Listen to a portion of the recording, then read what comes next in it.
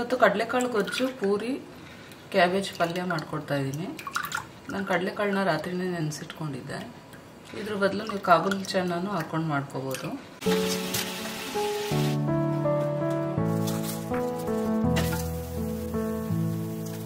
ಒಂದೆರಡು ಟೊಮೆಟೊ, ಒಂದು ಈರುಳ್ಳಿ, ಬೆಳ್ಳುಳ್ಳಿ, ಒಂದು ಇಂಚಷ್ಟು ಶುಂಠಿ, ಚಕ್ಕೆ, ಲವಂಗ, ಒಂದು 4 ಹಸಿರು ಮೆಣಸಿನ್ಕಾಯಿ, ಒಂದು ಎರಡು ಪೀಸಷ್ಟು ತೆಂಗಿನಕಾಯಿ. ತೆಂಗಿನಕಾಯಿ ಜಾಸ್ತಿ ಹಾಕೊಂಡ್ರೆ ನಿಮಗೆ ಸಾರು ಥರ ಆಗ್ಬಿಡುತ್ತೆ. ನೋಡಿ ಹಾಕೊಳ್ಳಿ, ಗಟ್ಟಿಗೆ ಬೇಕು ಅಂದರೆ ಹಿಂಗೆ. ಇದ್ರ ಜೊತೆ ಸ್ವಲ್ಪ ಕೊತ್ತಂಬರಿ ಸೊಪ್ಪು ಹಾಕಿ ರುಬ್ಕೋಬೇಕು ಅಷ್ಟೇ.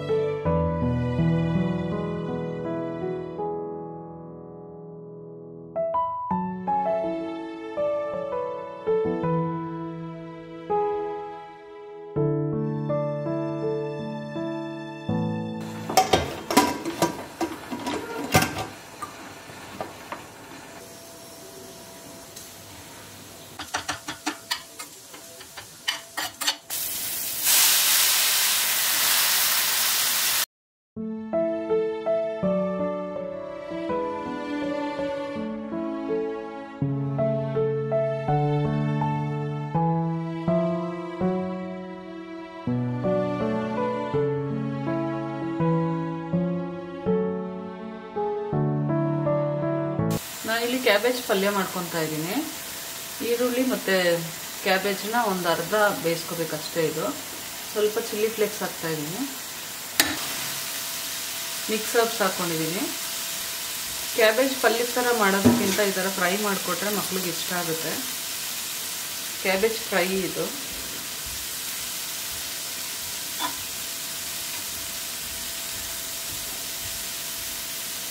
ಇದು ಗಾರ್ಲಿಕ್ ಆನಿಯನ್ ಪೌಡರು.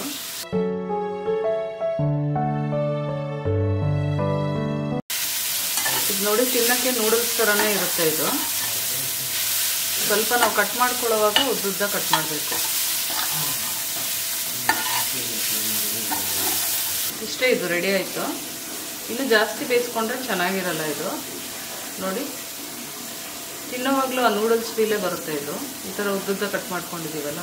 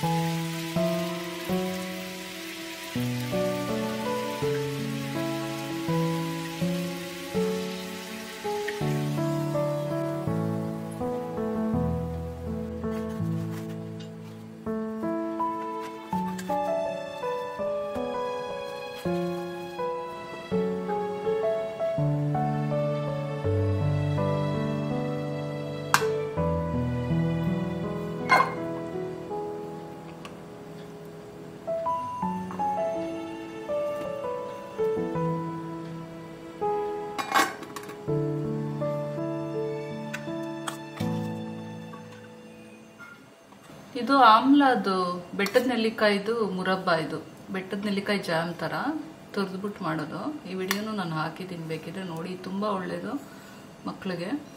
ನಾನಿವತ್ತು ಲಂಚ್ ಬಾಕ್ಸ್ಗೆ ಪೂರಿ ಮತ್ತು ಕ್ಯಾಬೇಜ್ ಫ್ರೈ, ಆಮ್ಲ ಮುರಬ್ಬ, ಡ್ರೈ ಗ್ರೇಪ್ಸು, ಚೆನ್ನ ಮಸಾಲ, ಸ್ವಲ್ಪ ಸೌತೆಕಾಯಿ, ಕ್ಯಾರೆಟ್ ಸಲಾಡ್ಗೆ ಇಷ್ಟು ಮಾಡ್ಕೊಂಡಿದ್ದೀನಿ.